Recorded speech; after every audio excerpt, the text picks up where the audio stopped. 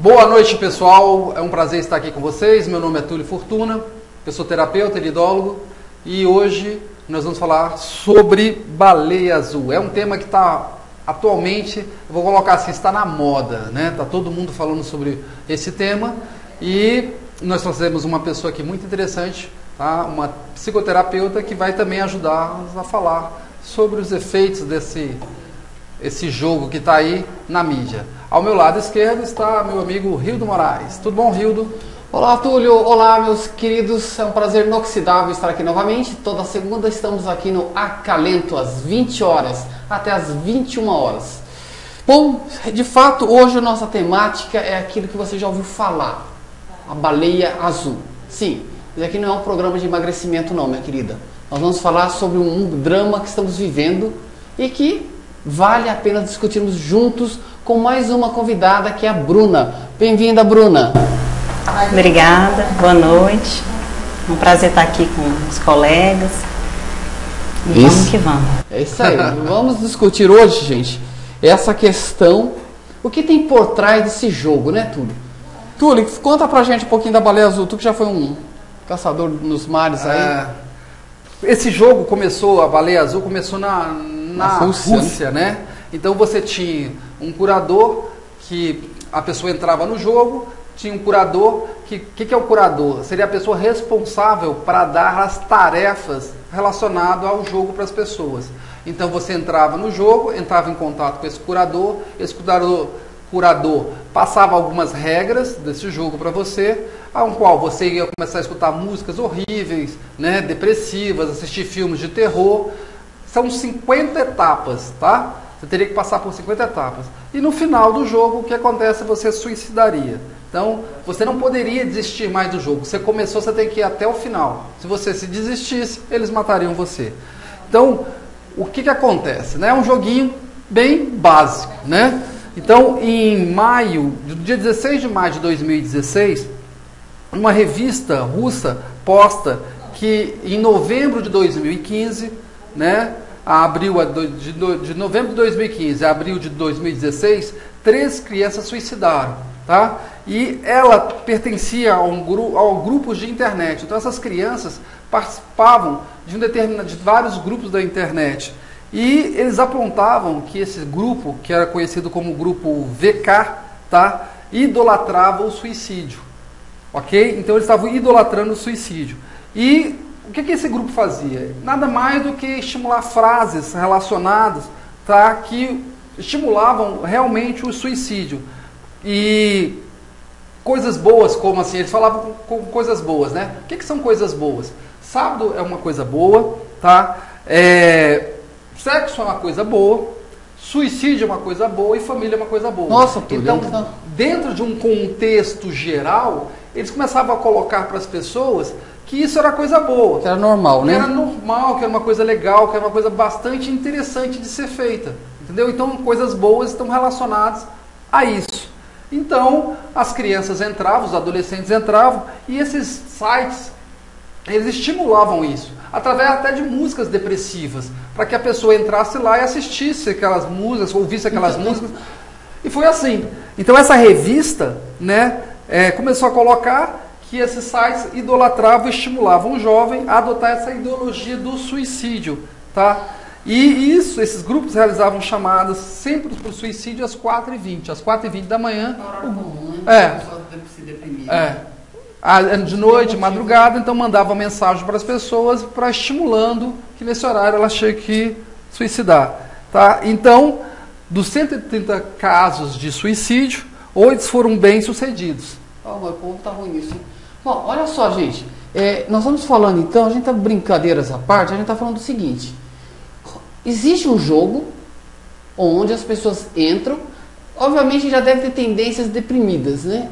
E entram e vai realizar tarefas que vão concluir no seu suicídio.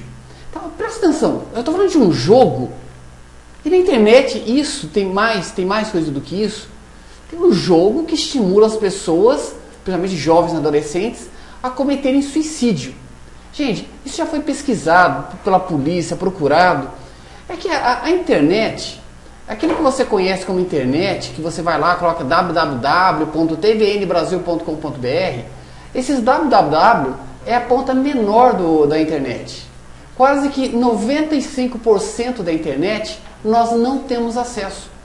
Você só tem acesso sob certas condições.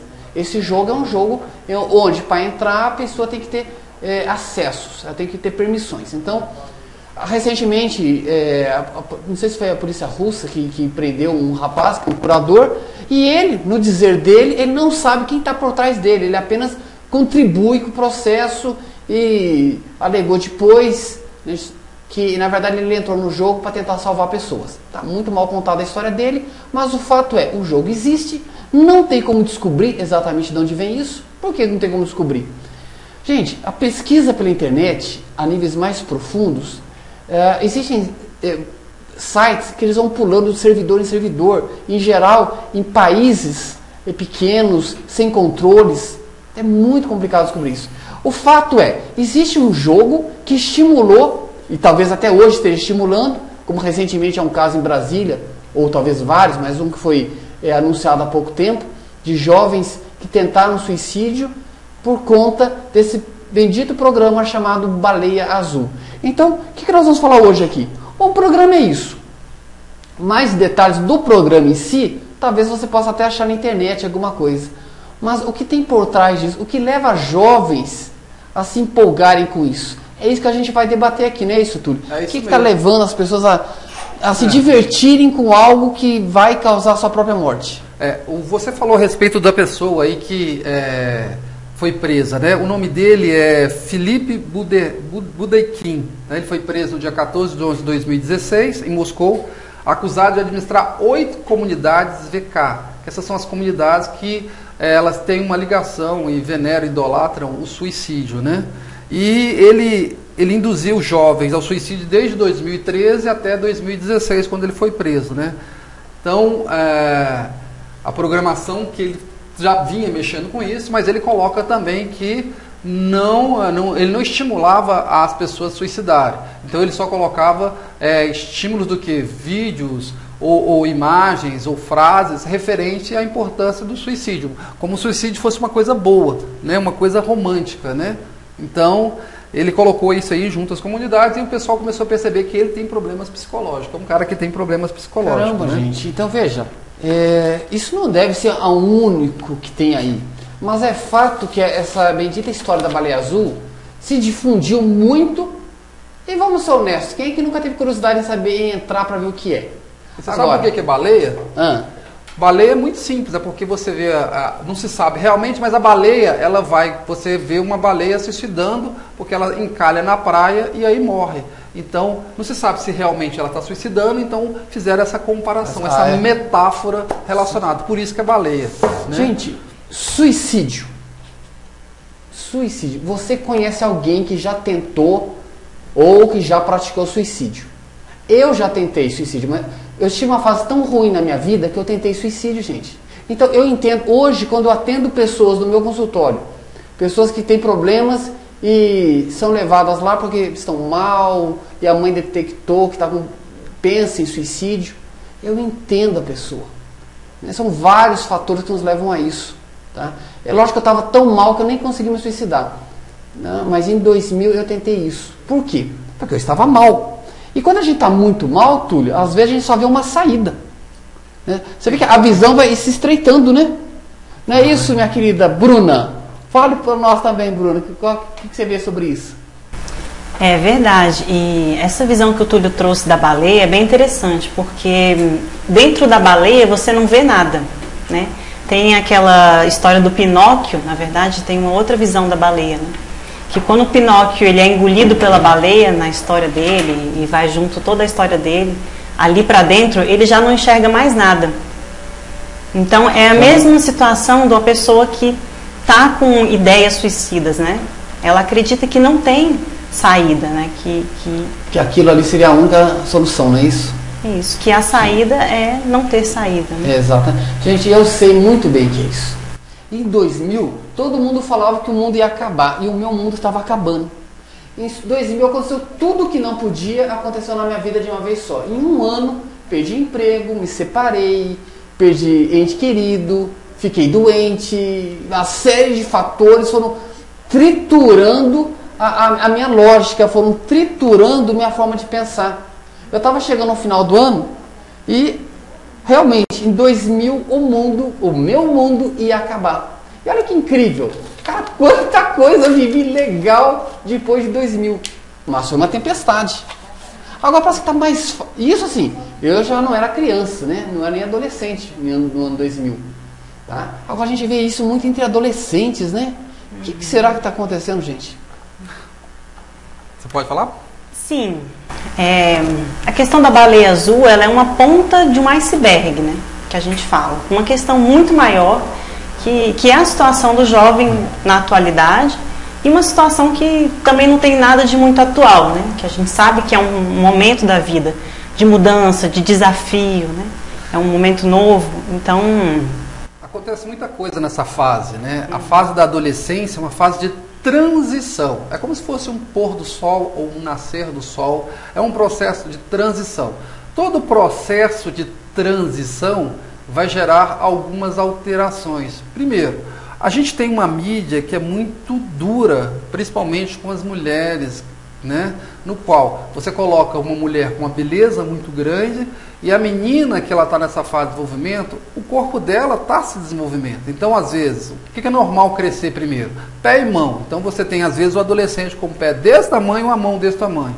Depois cresce, né? As extremidades vão crescendo. Então, ela fica disforme.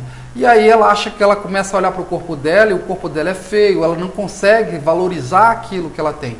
Se ela não consegue valorizar aquilo que é bonito nela, tá? Ela entra em processo de autocobrança e aí ela começa a perder o próprio foco dela, o amor e o respeito por ela, porque ela só começa a enxergar os defeitos. E aí fica uma vítima vulnerável a pessoas maldosas. Túlio, olha só, já estão participando e você pode participar agora. Mande uma mensagem nesse telefone que está aparecendo aí embaixo, tá? O Ney, olha que bacana, o Ney Faria, lá do Barra do Garça, famoso Barra do Garça, nunca estive lá, mas conheço gente lá, Ney. Ele fala o seguinte, ele acredita que isso tem muito a ver com a falta dos pais, a ausência dos pais na vida dessas crianças. Faz sentido, Bruna? Faz, completamente. Agora, não só a questão da ausência ou da presença, né? Mas que presença e que está sendo essa também. Que isso é muito importante a gente ver e entender, né? Às vezes se fala, você tem que ter diálogo com seu filho, você tem que estar presente. Mas que tipo de presença você, como pai, está levando para essa relação? Né? É uma relação onde o adolescente, ali, a criança ou o adolescente, o jovem, se sente capaz de poder também se expressar, se colocar, né? Ou é um diálogo unilateral, que a gente chama. Porque... É verdade, hein? Olha só, Bruna, nos meus atendimentos, eu tenho uma facilidade em atrair, talvez pela minha história, sempre aparece alguém que tentou suicídio ou quer tentar suicídio.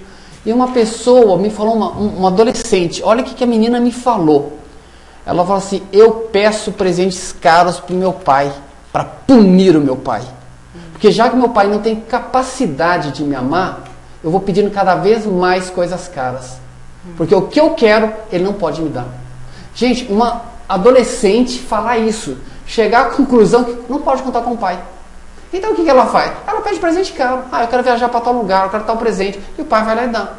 Aí tem hora que fica muito caro, o pai fica meio desesperado, mas o pai vai dar isso. E ela faz isso para punir o pai. Caramba, gente. O que essa menina está desesperadamente pedindo carinho. Se o pai não der carinho, vai achar alguém. Né, Túlio? É muito interessante isso. Pesquisas feitas na Rússia, tá? No Ministério lá, Ministério da Rússia lá, não um ministério, não lembro agora aqui o nome. Um ministério, né? É um ministério, né? Um dos ministérios da Rússia.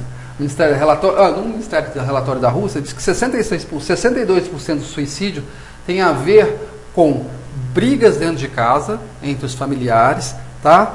Conflitos na escola entre colegas, professores, e a angústia relacionado a seu próprio corpo. Olha 62% tem a ver com isso. Quando eles começaram a fazer a pesquisa, buscar por que esse suicídio, e aí fazendo a pesquisa, aí iam nas escolas, faziam o levantamento com os pais, procuravam ver o material da criança, entravam no celular dela, via o histórico do celular dela, então eles estavam relacionados a isso.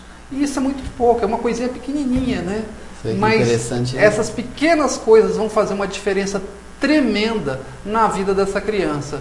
E eu digo uma criança, né? Porque não tem a mentalidade ainda totalmente desenvolvida. E aí fica vulnerável para pessoas desonestas. Ô, Túlio, sabe o que eu vejo? Tem pais que falam assim, mas meu filho é muito esperto, tem 8 anos e é esperto. Sim, ele é esperto, falante, mas a forma dele raciocinar ainda é de uma criança, caramba.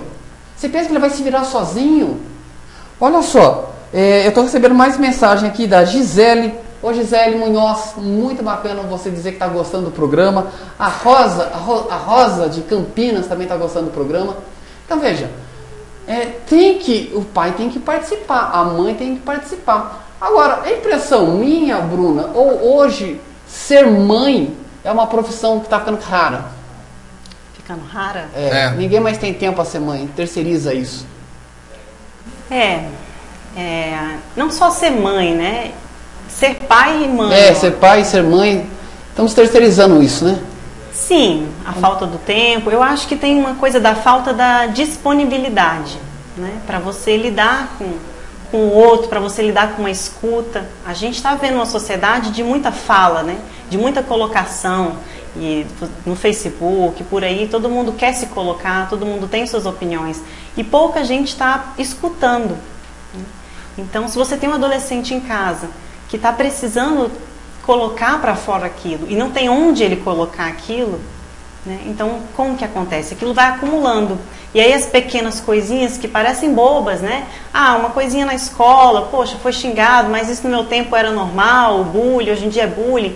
Pequenas coisinhas vão se acumulando e essas coisinhas vão virando uma bola grande. Né? Bruna, mas então me diz uma coisa, a gente passou por isso, eu passei por bullying quando criança, adolescente, mas eu soube trabalhar com isso.